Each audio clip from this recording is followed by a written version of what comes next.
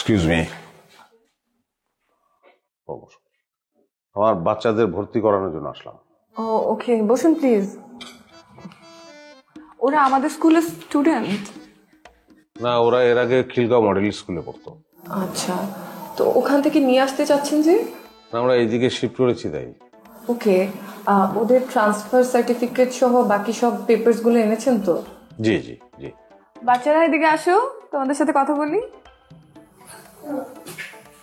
আসো আসো। কি নাম তোমার? সুকন্যা রহমান। মুন্তাহা ইসলাম। আফা। গুড। তোমাদের আব্বুর নাম কি? ওই আব্বু। সেটা আমি দেখতেই পাচ্ছি তোমাদের আব্বু, কিন্তু আব্বুর একটা নাম আছে না? আব্বুর নাম কি? মুন্তাহা বুইয়া। ওকে, মায়ের নাম কি? শিমুলা। ও, বুঝতে পারিনি। শিমুলা। একজন একজন করে বলো। হ্যাঁ, তুমি বলো। শান্তনা। মুনুন। শিমু। তোমরা কেন বলছো? আমি তো তোমাদের বলিনি, আমি শুধু ওকে বলতে বলেছি। শান্তনা।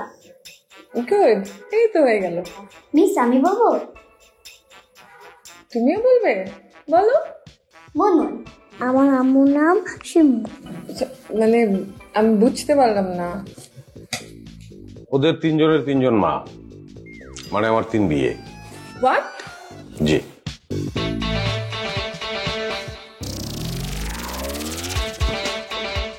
আপনি একটু বসেন, আমি আসছি। দেখি একটু।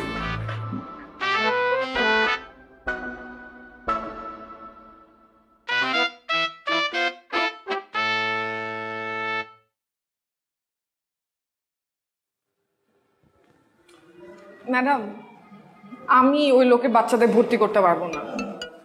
কেন, কি হয়েছে? আরে এই লোক না 3টা বিয়ে করেছে, আবার 3 ঘরে 3টা বাচ্চা। সে ওই 3টা বাচ্চাকে নিয়ে আসছে ভর্তি করাতে। মানে লোকটা এত মিষ্টভাষী, দেখলে বোঝাই যায় না যে একটা বদের হাড্ডি। কিন্তু আমাদের রুলসে তো এটা নেই যে এক লোকে 3 বিয়ে হলে তার বাচ্চাদের ভর্তি করানো যাবে না। ম্যাডাম, আপনি প্লিজ ওদের ভর্তিটা করিয়ে নিন, আমার ওই লোকের সামনে আর যেতে ইচ্ছা করছে না। আচ্ছা ঠিক আছে। ওকে।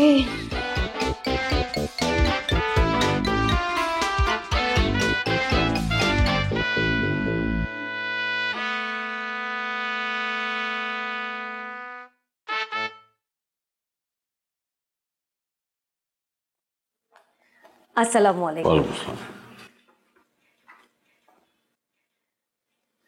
সুফিয়া ম্যাডাম ব্যস্ত তো, তাই আমি এলাম ভর্তি করাতে। ওকে। আমাকে একটু ওদের নাম এবং ডিটেলসটা বলতে হবে। তোমার নাম কি বলো? আফা।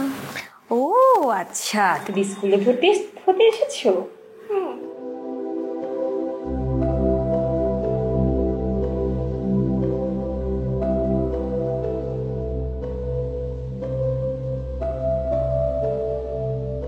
আচ্ছা, রিসিভ কার্ডে কার কার নাম দিব? আমার নাম দিবেন আর আমার ড্রাইভারের নাম দিবেন। মানে আমি যদি না আসতে পারি, আমার ড্রাইভার আসবে, তবে অধিকাংশ সময় আমি আসার চেষ্টা করব। বাচ্চার মায়েরা কেউ আসবেন না? না, ওদের মায়েরা আমাদের সঙ্গে থাকে না, আলাদা থাকে, তাদের আলাদা আলাদা সংসার আছে।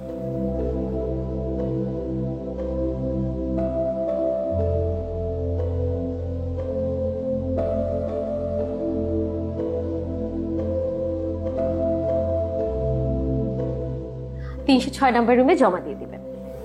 ওকে, থ্যাংক ইউ। ভালো থাকবেন।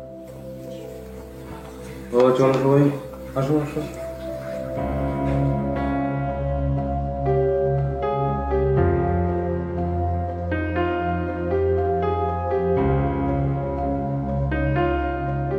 সকাল সকাল একদম মুডটাই খারাপ হয়ে গেল আমার। এখন তো আরো মুড খারাপ হয়ে যাবে। কেন, কি হয়েছে? এই লোকের 3 বউ এবং 3 বউ আলাদা আলাদা সংসার পেতেছে ওনাকে ডিভোর্স দিয়ে, আর এই বাচ্চাগুলোকে নিয়ে উনি একাই থাকেন। মাই গড, কি সাংঘাতিক। বাচ্চাগুলোকে দেখে এত খারাপ লাগলো, মাতৃস্নেহ ছাড়া বাচ্চাগুলো বেড়ে উঠছে।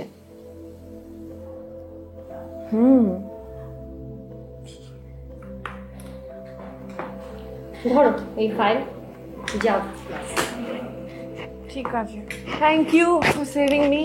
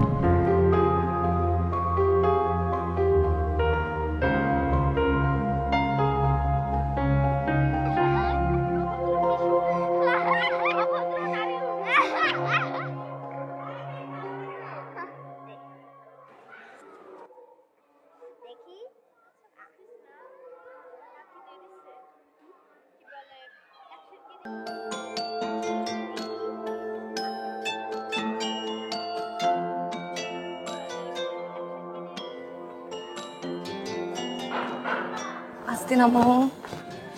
বাবা কখন আসবে আমি জানি না। ক্লাস কেমন হচ্ছে? আজকে বন্ধ ছিল না? হ্যাঁ, বন্ধ ছিল না। আসসালামু আলাইকুম মিস। আসসালামু আলাইকুম মিস। কি বাবা তোমরা এখানে? বাবা এখনো নিতে আসে নাই। এখনো আসেনি?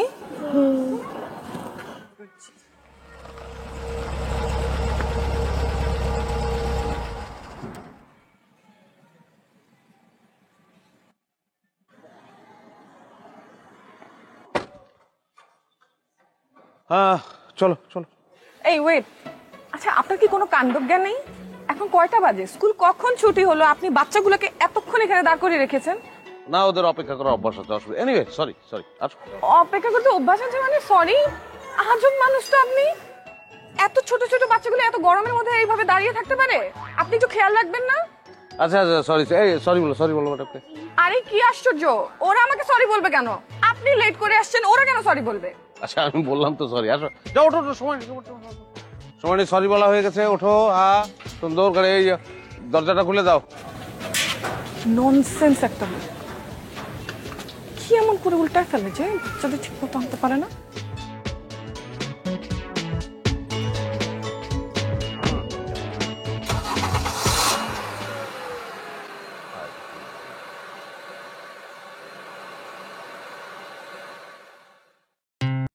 ফ্রেন্ডরা খের বলে কয়ে আসে। ভাগ্যিস ফ্রিজে মাংস ছিল, আর ছিল রাঁধুনি রেডিমিক্স মাংসের মশলা। ব্যাস হয়ে যাবে ঝটপট দারুণ রান্না।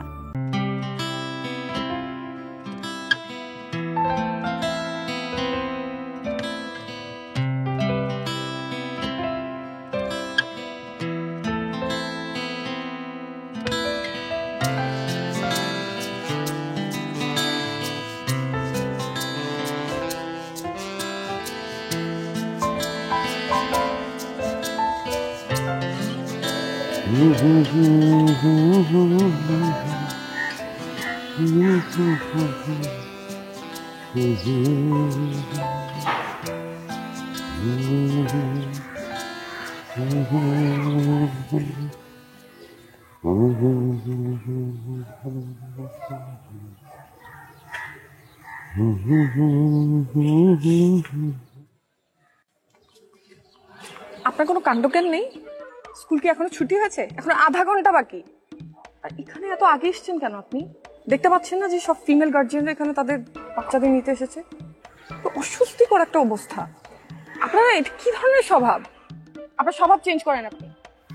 ও,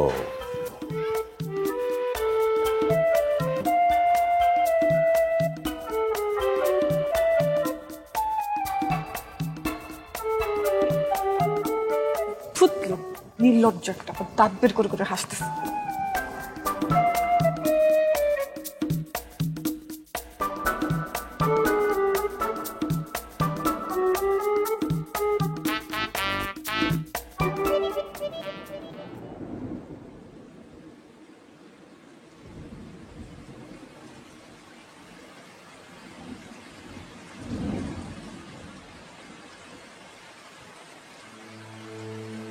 প্লিজ থামেন, প্লিজ হেল্প,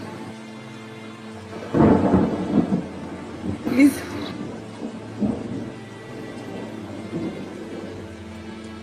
কোনো প্রবলেম ম্যাডাম? আমার মা খুব অসুস্থ, হসপিটালে নেওয়ার পথে আমার গাড়িটা নষ্ট হয়ে গেছে। আপনি তাড়াতাড়ি আমার গাড়িতে ওঠেন, আপনার মাকে উঠান তাড়াতাড়ি।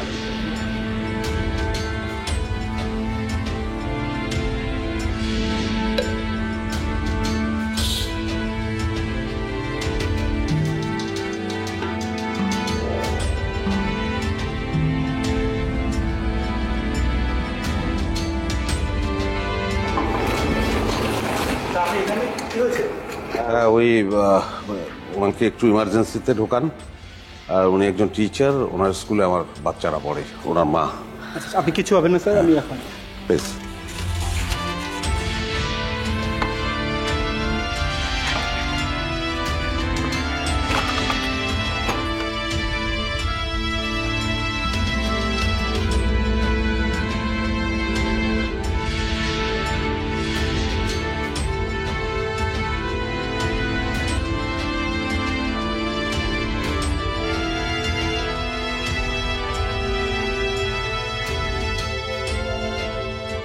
টেনশন করবেন না, দেখি ডাক্তার কি বলে। পেশেন্ট আশঙ্কামুক্ত। হ্যাঁ, আমরা মেডিসিন দিয়েছি, অল্প কিছুক্ষণের ভিতরে ঘুমিয়ে পড়বে। আর 6 ঘন্টা অবজারভেশন করার পর আমরা নেক্সট ট্রিটমেন্ট শুরু করব। Thank you. Thank you. Both of you are most welcome.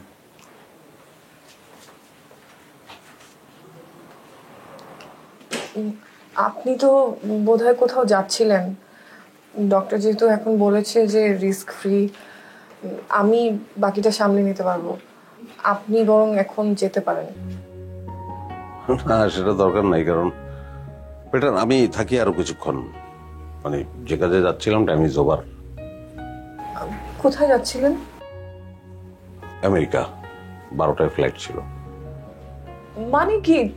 তো আপনি আমাকে আগে কেন বলেননি? Shit, আপনার তো ফ্লাইট মিস হয়ে গেল, আপনি এটা কেন করতে গেলেন? মানে আপনি যেভাবে বলছেন যে সর্বনাশ হয়ে গেল, আসলে আমার ফ্লাইট মিস হওয়ার কারণে কোনো সর্বনাশ হয় নাই। আপনার মার যদি কিছু হয়ে যেত সেটা সর্বনাশ হতো। তো এটা ইম্পর্টেন্ট ছিল আসলে, আর কিছুই না। আমার ড্রাইভারের ওয়াইফ আবার প্রেগন্যান্ট, এ কারণে ছুটি নিয়েছে। দ্যাটস ওয়াই আমি নিজেই ড্রাইভ করছিলাম। মানে গাড়ি আমার ফ্রেন্ডের বাসায় রেখে আমি এয়ারপোর্ট যেতাম। এই স্যার, আপনি আপনার রুমে গিয়ে বসেন। ম্যাডাম কি? হ্যাঁ, তা বসতে পারি, কিন্তু আপনি বেটার কাউকে বলেন একটা টাওয়েল দিতে, একদম ভিজে গেছে একদম। আচ্ছা আচ্ছা, ঠিক আছে। আপাতত এখানে বসেন।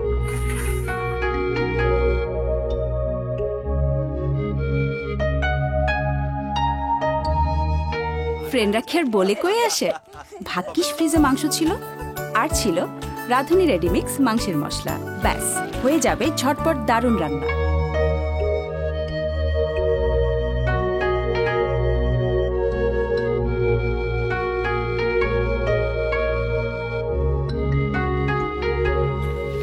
এটা আপনার রুম?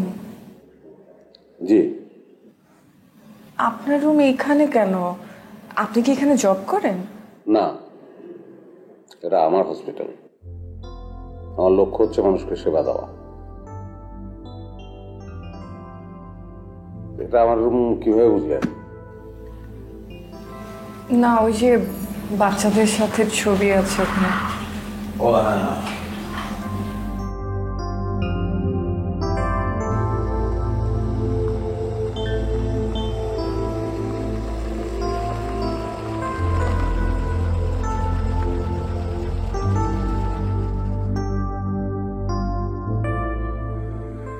সরি, আজকে বোধহয় দেরি করে ফেললাম একটু। না না না, একদম দেরি হয়নি, মাত্রই তো ছুটি হলো। আচ্ছা, তো আপনার মায়ের অবস্থা কি? মা এখন ভালোই আছে, তবু ডাক্তার কিছু টেস্ট দিয়েছে, তো তো ওটা কালকে রিপোর্ট আসলে বোঝা যাবে। আমি কথা বললাম ডাক্তারের সঙ্গে, তেমন কিছু না। তারপরেও রিস্ক ফ্রি থাকার জন্য চেষ্টা করানো। Thank you. ওয়েলকাম। চলো চলো মা, দেখি মা, ব্যাগটা দেখি, ব্যাগটা দাও। Miss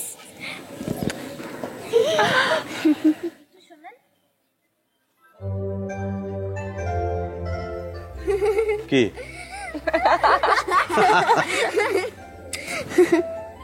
bye bye bye tata tata হ্যাঁ চলো বাই।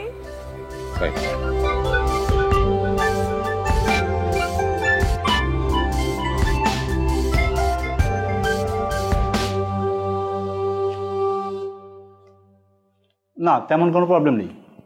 মেডিসিন আগেরগুলোই কন্টিনিউ করেন। জি ওকে ওকে থ্যাংক ইউ। আর আপনি 215 নম্বর রুমে যান, সেখানে গিয়ে আপনার একটা চেক আপ করিয়ে ফেলেন। আমি হ্যাঁ আপনি, আপনাকে অনেক দুর্বল লাগছে। আর আমাদের চেয়ারম্যান স্যার বলেছেন আপনাকে ফুল একটা চেক আপ করিয়ে দিতে। আসলে মায়ের শরীর অসুস্থর জন্য অনেক রাত জাগা হয়েছে আর কি কয়টা দিন। আমি বোধহয় ঠিকই আছি। না না, করিয়ে ফেলেন। করিয়ে ফেললে আপনার কনফিডেন্টও বাড়বে। চেয়ারম্যান স্যার যেহেতু বলেছে, করা উচিত। ঠিক আছে আসছি।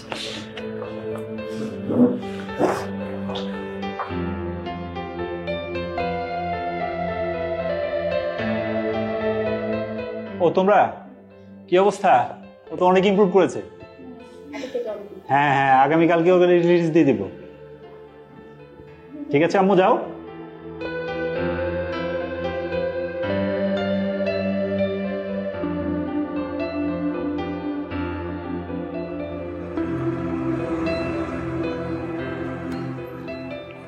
রিপোর্টের কি অবস্থা? জি ভালো, ঠিকঠাক আছে। আচ্ছা, আন্টি সুস্থ আছেন তো এখন? জি এখন ভালো আছে, কিন্তু আপনাকে বলেছে বাসায় যেতে। হ্যাঁ নিশ্চয়ই যাবো, অসুবিধা নেই। Thank you for everything. আচ্ছা আমরা কি কোথাও একদিন বসে কফি খেতে পারি? হ্যাঁ ওয়াই নট, নিশ্চয়ই পারি। Thank you. ওকে, ওষুধ কিনবেন মনে হয়? হ্যাঁ হ্যাঁ ওষুধ কেনার জন্যই দিয়েছি, দেখছি।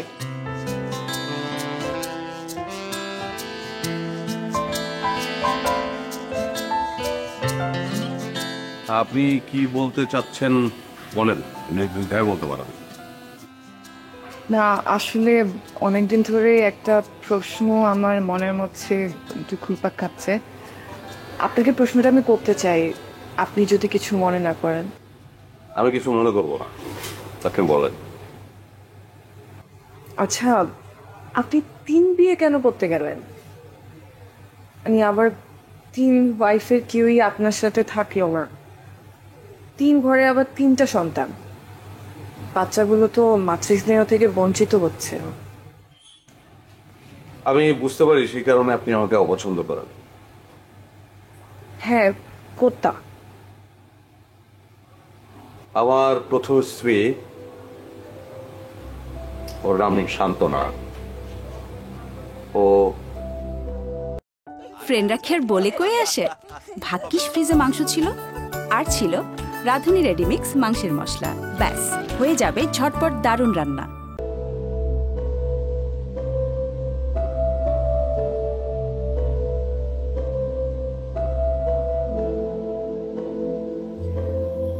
মোতালেব, তুমি খুব ভালো একটা মানুষ,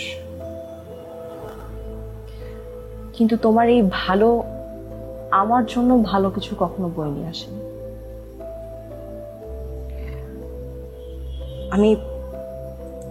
আমি জাস্ট টায়ার্ড। আমাদের 4 বছরের বিবাহিত জীবন, একটা 2.5 বছরের বাচ্চা আছে, কিন্তু এই 4 বছরে আমি একটা দিনের জন্য তোমাকে আমার নিজের করে পাইনি। আমি প্রেগন্যান্ট, ডাক্তারের কাছে যাবো চেক আপের জন্য, তুমি নাই, তুমি বিজনেস নিয়ে বিজি। তুমি তোমার বন্ধুকে পাঠিয়ে দিয়েছো। বাসার যে কোনো সমস্যা সমাধান কি? বন্ধুকে পাঠিয়ে দেয়। একটা স্পেশাল ডে, কোনো আত্মীয় স্বজন কারো দাওয়াত, আমি কখনো তোমাকে পাইনি। আমি আত্মীয় স্বজনের কত কথা শুনেছি, কোনো মানুষ আমাকে কখনো ছাড় দেয়নি। তুমি না তোমার বিজনেসকেই ভালোবাসো, আমাকে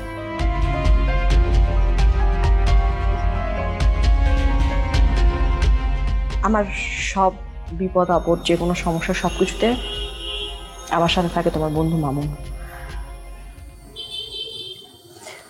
তাই আমি সিদ্ধান্ত নিয়েছি আমি আমার বাকি জীবন মামুনের সাথেই কাটাবো।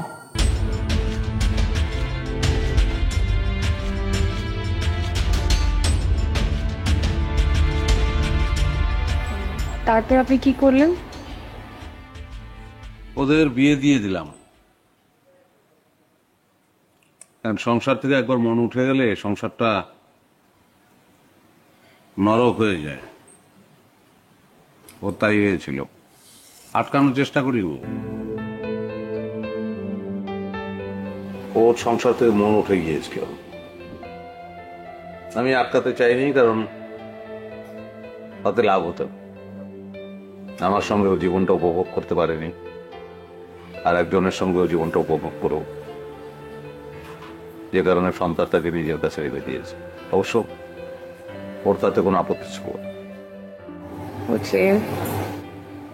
দ্বিতীয় সংসারেও কি সেম প্রবলেম ছিল? না, সেটা একটু ভিন্ন রকম।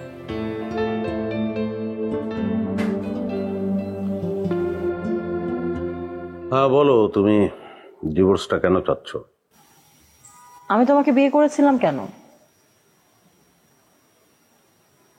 তোমার কি মনে হয় তোমার কি যথেষ্ট বয়স হয়নি? তোমার আমার মধ্যে একটা এজ গ্যাপ আছে। তুমি ডিভোর্সি, তোমার ফার্স্ট ওয়াইফ তোমাকে ছেড়ে চলে গেছে, তোমার একটা বাচ্চা আছে, তারপরেও আমি তোমাকে বিয়ে করলাম কেন? কারণ আমি একটা লাইফ চেয়েছিলাম, একটা লাক্সারিয়াস লাইফ চেয়েছিলাম। তোমার শুনতে হয় তোমার খারাপ লাগতে পারে, কিন্তু এটাই সত্যি যে আমি তোমার টাকা পয়সা দেখিয়ে তোমাকে বিয়ে করেছিলাম। আমার অনেকগুলো চাওয়া ছিল তোমার কাছে, বিয়ের পর থেকে যে চাওয়াগুলোর কোনোটাই তুমি আমার জন্য পূরণ করোনি। কারণ তোমার চাওয়াগুলো পূরণ করার মতো ছিল না। কি এমন চেয়েছি যে তুমি পূরণ করতে পারো না? একটা মার্সিডিজকে তুমি তোমার বউকে কিনে দিতে পারো না? তোমার এত টাকা, একটা মার্সিডিজ তোমার বউ, মানে পার্সোনাল একটা মার্সিডিজ তার থাকতে পারে না? একটা না, 5টা মার্সিডিজ তোমাকে কিনে দেওয়ার ক্ষমতা আমার আছে, টাকা আমার আছে, কিন্তু আমি তো সেটা চাই না। কেন চাও না? চাই না কারণ আমি একটা গরিব দেশের মানুষ, তুমি তো ধনী। কিন্তু তুমি তো ধনী, তুমি তো গরিব না। একটা গরিব দেশের ধনী ধনীদের মতো চলতে পারে না, চলা উচিত না, আমি বিশ্বাস করি। তাই আমি নিজে একটা টয়োটা গাড়িতে চড়ি। অনেকেই আমাকে বলে যে আপনার একটা BMW, আপনার একটা মার্সিডিজ অথবা এই ধরনের গাড়ি চালানো উচিত, কিন্তু আমি মনে করি না। একটা গরিব দেশ, আমি রোজগার করি ঠিক আছে, কিন্তু আমার এই রোজগারের অনেকেরই হক আছে। তুমি সবার হক আদায় করছো, মানে তোমার স্ত্রীর প্রতি তোমার হক নেই? না, আমার কি তোমার সম্পদে হক নেই? একটা টয়োটা তোমাকে কিনে দিই, তুমি চড়ো। কিন্তু আমার চাওয়াটা তো টয়োটা না। আমি স্পষ্ট দেখতে পাচ্ছি যে তোমার মার্সিডিজ কেনার টাকা আছে, কিন্তু তুমি আমাকে দিচ্ছ না। That's it. কিন্তু তুমি তোমাদের বাড়িতে, মানে তোমার বাবার বাড়িতে তুমি তো গাড়িতে চড়তে না। সেই অভাবটাই তো আমি পূরণ করতে চেয়েছি মোতালেব। আমি তোমাকে বিয়ে করেছি সেই অভাবটা পূরণ করার জন্য। ওকে, একটা মার্সিডিজ আমি তোমাকে কিনে দেব। Time is over Motaleb. Mercedes কিনে দেওয়ার মানুষ এখন আমার আছে।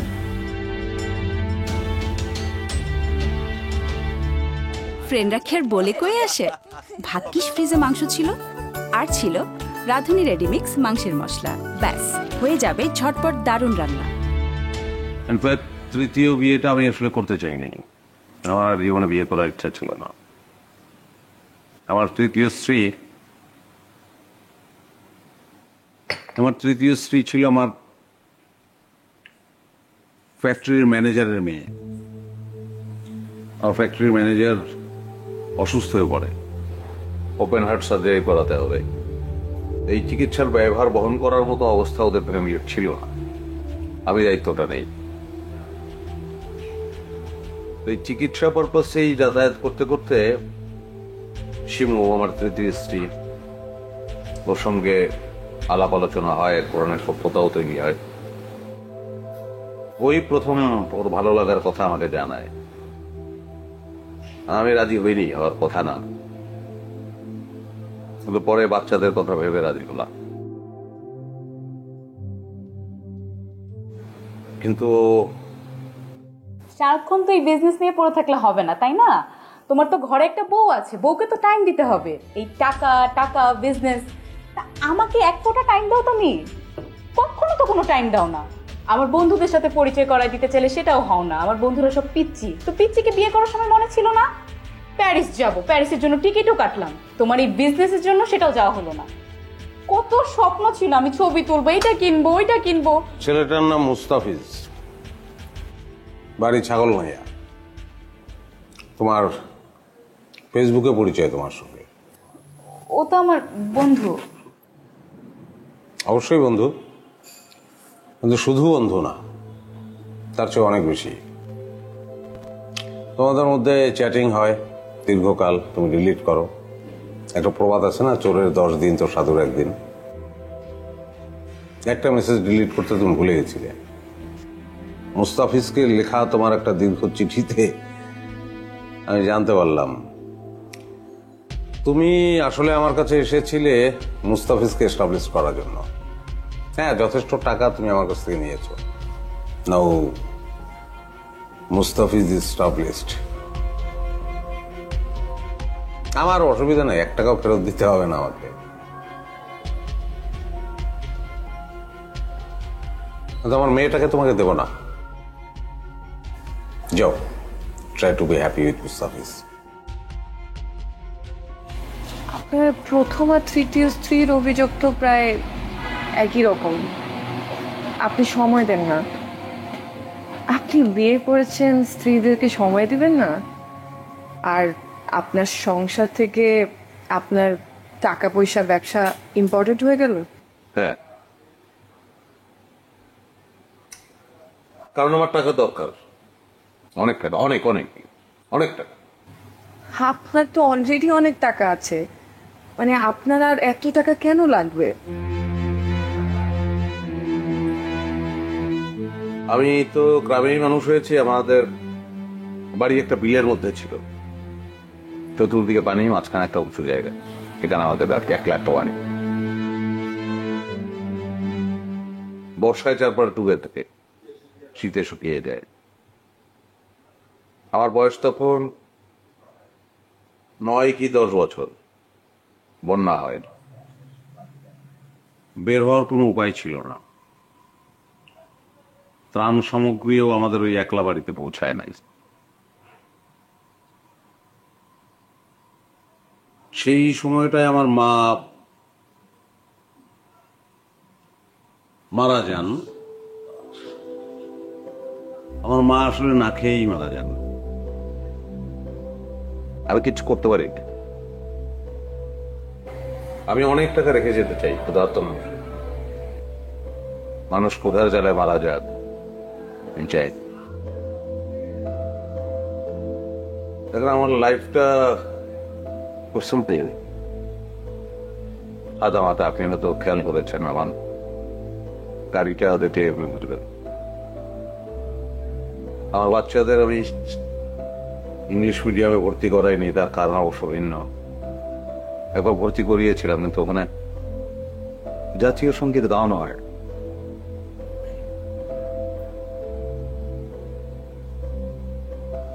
আমি চাই আমার বাচ্চারা আমাদের সংস্কৃতির সঙ্গে সম্পৃক্ত।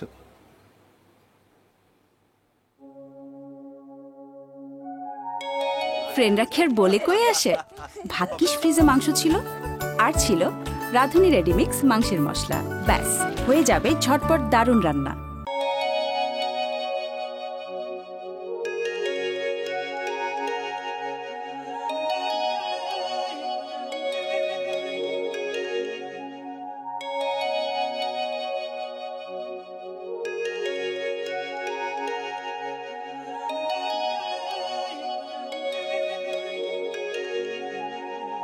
বুকের গভীরে এমন তো হয়নি আগে, কিভাবে কি হয়ে গেল জানি না।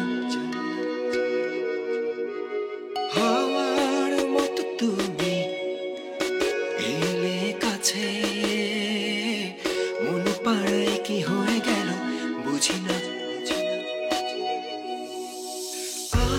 জেগে আছি রাতে জাগা এই ঘরে স্বপ্ন লাগা ভরে জমে আছে প্রেমেতে প্রেমেতে কিভাবে কি হয়ে গেল জানি না মনে মনে কত রং স্বপ্ন আঁকে ঝিলমিলি ঝিলমিলি প্রেম আমার কাছে ডাকে কিভাবে কি হয়ে গেল জানি না মনে মনে কত রং স্বপ্ন আঁকে ঝিলমিলি ঝিলমিলি প্রেম আমার কাছে ডাকে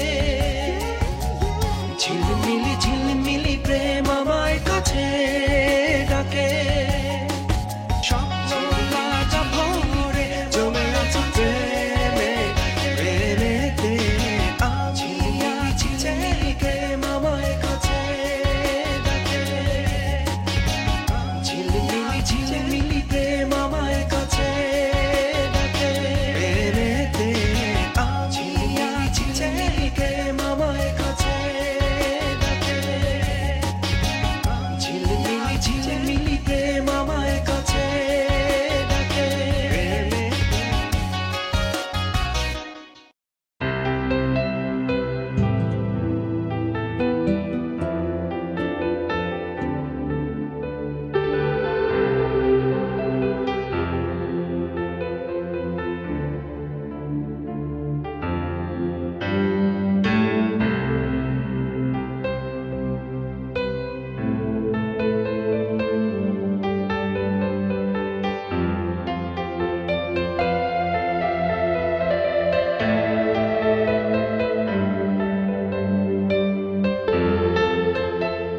একটু দেখি বারবি ডল অনেক কিউট বারবি ডল তুমি তো ওই ক্লিপটা দেখে বারবি ডল মত আসসালামু আলাইকুম মিস আসসালাম, কেমন আছো তোমরা? কি করছো? কিছু করছি না মিস তোমরা টিফিন করেছো? জি মিস তুমি টিফিন খেয়েছো? Good girl. আচ্ছা, তোমরা কাকে বেশি ভালোবাসো, মাকে না বাবাকে? বাবাকে আর কাকে ভালোবাসো? আর মিসকে বেশি ভালোবাসি আমাকে বেশি ভালোবাসো? তোমাকে অনেক ভালোবাসি আমি তোমাকে এতগুলো ভালোবাসি। কি বাত, মাকে মিস করো না? মিসকে মিস করি মিস ঠিক আছে, তুমি ক্লাসে চলে যেও। হ্যাঁ, বাই।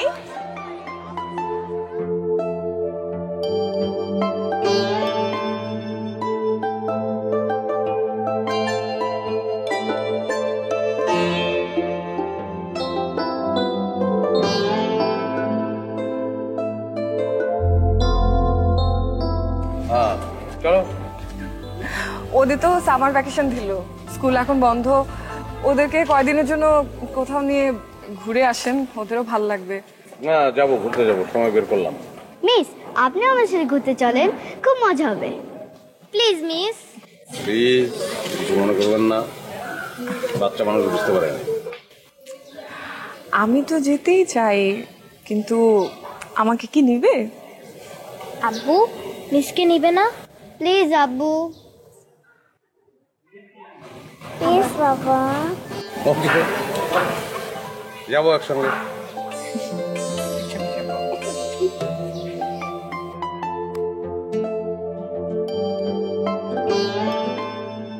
থ্যাঙ্কস আপনাকে, এই যে আমাদের সঙ্গে আসলেন সেই জন্য।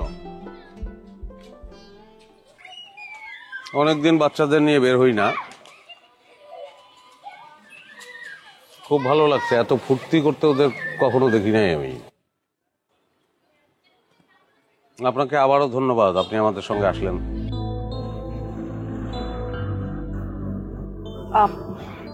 আপনাকে একটা কথা বলতে চাই।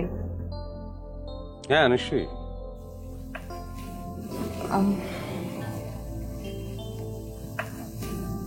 আমি আমি ওদের মা হতে চাই।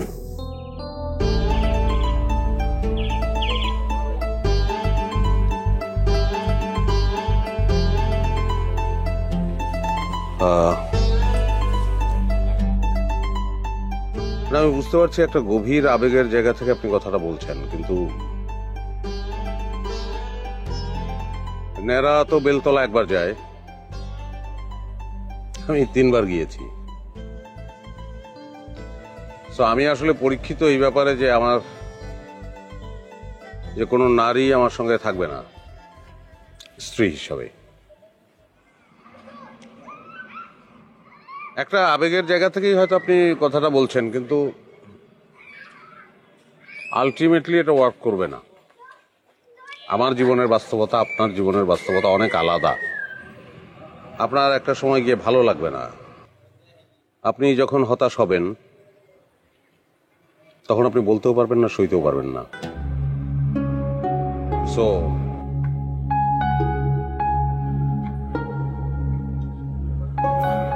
আপনি যে আমাকে এই কথাগুলো বলবেন সেটা আমি আগে থেকেই জানতাম, আর আমি সবকিছু ভেবে চিন্তা করে তারপর আপনাকে বললাম।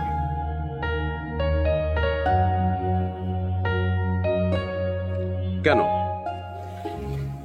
আপনার জন্য না, ওদের জন্য। আজম খানের চমৎকার একটা গান আছে,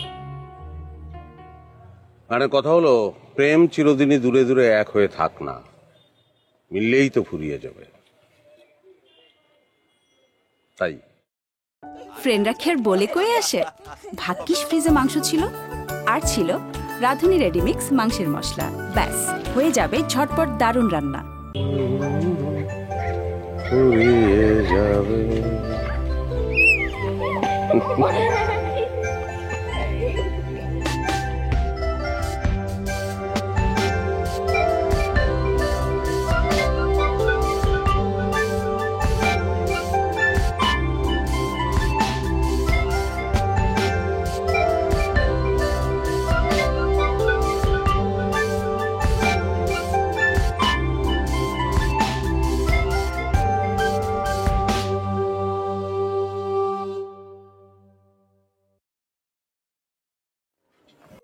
আপনি কি কিছু বলতে চান?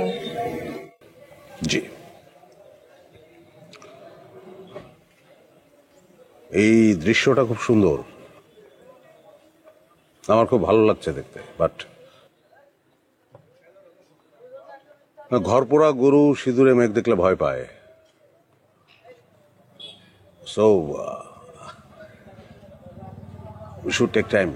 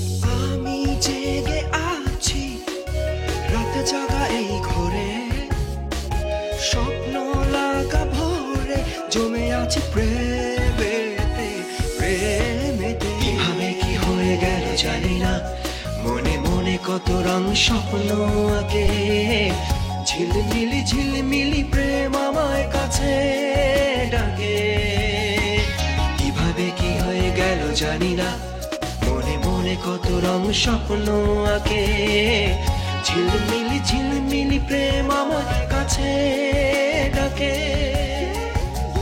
ঝিলমিলি ঝিল